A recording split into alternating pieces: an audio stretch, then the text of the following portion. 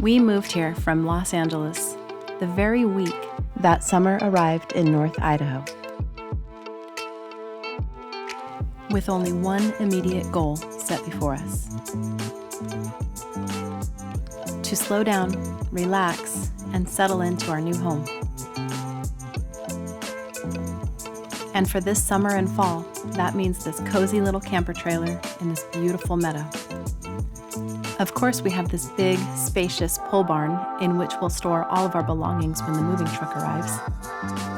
And we'll share space with my dad and Carol in the quaint, single-wide mobile home until construction is complete on their new home and they can move 500 feet down the road.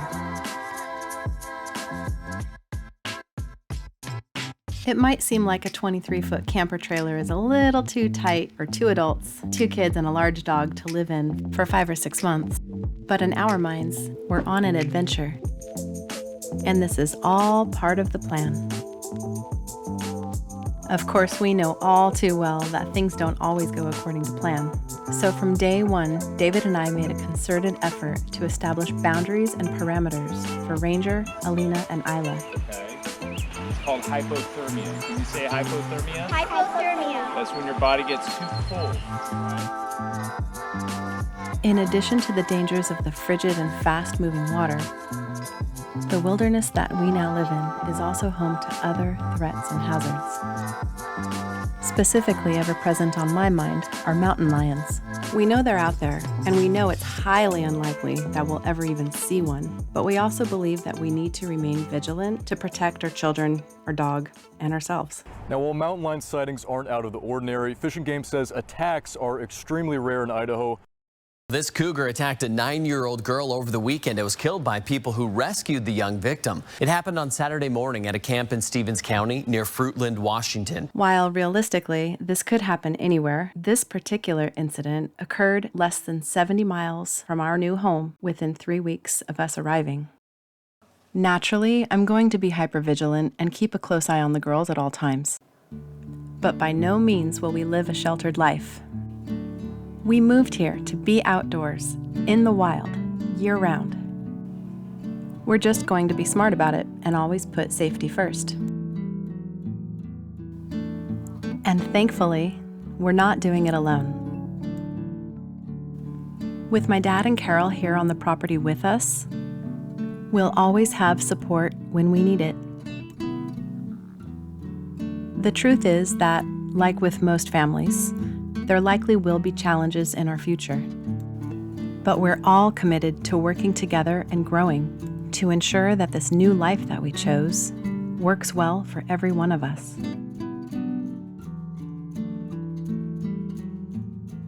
We are all dynamic and strong individuals, and we're all well aware that our cooperation with one another will be instrumental to our success.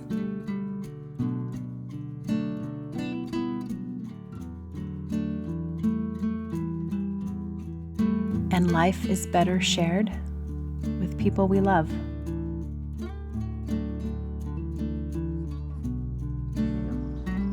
He loves me. He loves me not. He loves me. He loves me not.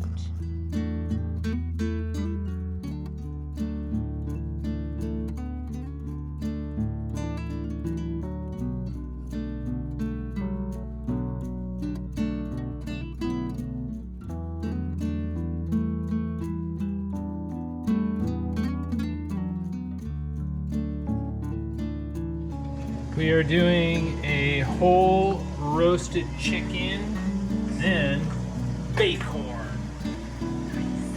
plus a salad, some bread. Oh my.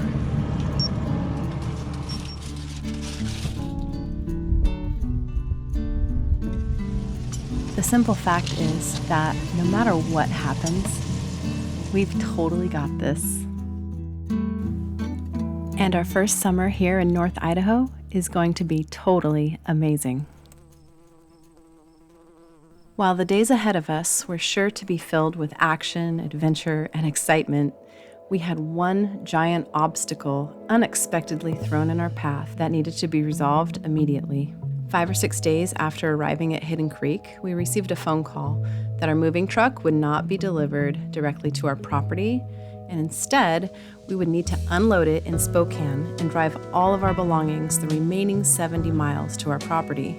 It's a long and complicated story, so if you're interested, you can read about it in the description below. The short version is that our 27-foot moving truck, which we had packed to the gills, would be arriving in Spokane in 5 or 6 days. And we would then have no more than 3 days to get all of our belongings out of the truck and all the way up to our property here at Hidden Creek.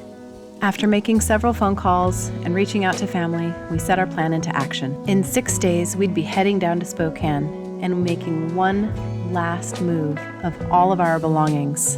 And the way we see it, it's going to be the last move of our lifetime. So with about 5 days of downtime ahead of us, David and I decided to tackle a really important priority on our project list. What are we doing, girls? Going to get our playset. We loaded up in our truck with our favorite music and took a 30-minute drive south to Costco in Coeur d'Alene to buy a playset to build in the yard for the girls. Another one of the many great aspects of living in North Idaho is that a 30-minute drive can completely change your mindset.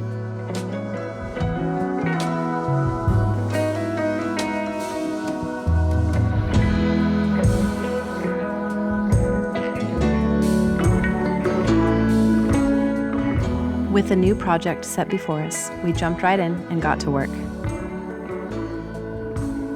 This was about the time that Ranger went through metamorphosis and transitioned from a city dog to a country dog. And our girls were essentially barefoot, wild, and free for the rest of the summer.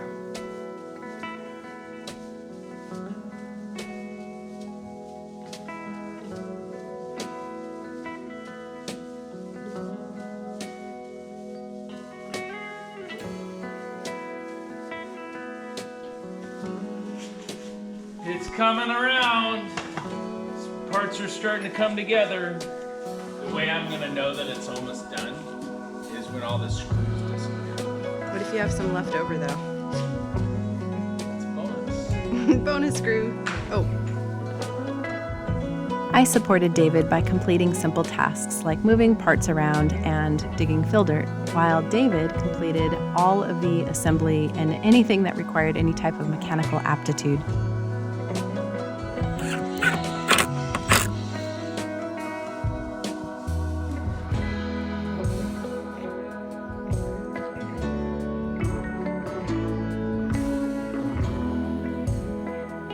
Although it may not seem like much, this playset is monumental for us. It represents a pivotal moment in our life. It's the first of a seemingly endless list of projects we hope to accomplish here at this beautiful place we now call home. And it's the play structure we always wanted for our kids, but we never had enough space for. With our first project complete, it was now time to overcome our first real challenge, moving all of our belongings out of the moving truck down in Spokane and into our shop. This was a job we just couldn't do by ourselves. They're here! My brother Jason and his stepson Zemery made an 8-hour drive from Pocatello, Idaho, to come and help us with this massive move. We're all hoping that they'll also move to North Idaho sometime in the near future. But for now, we're just grateful for time together. We headed out first thing the next morning and picked up 2 16-foot rental trucks, because that's all that was available within a 300-mile radius that was large enough to hold the entire contents of our 27-foot moving truck. We spent the better half of the day transferring furniture, housewares, tools, sporting equipment, clothes, toys, art supplies, and all of our other personal belongings from one big truck to 2 smaller trucks.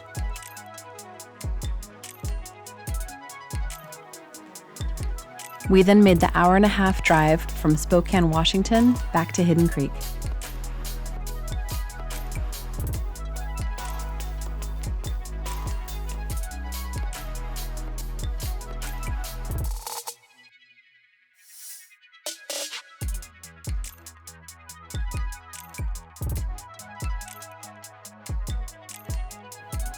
And finally, we unloaded all of our belongings out of both trucks and into the 40 by 60 foot shop.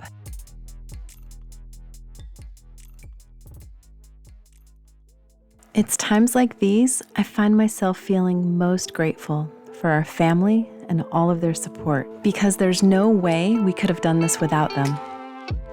With that massive challenge behind us, I was ready to move on to an important project that I had started over a year ago. When we lived in Southern California, we had the most amazing and prolific orange tree tucked away in the back corner of our tiny little backyard. And it produced the sweetest and most flavorful orange juice we had ever had. And as silly as it may sound, that orange tree really became a special part of our lives.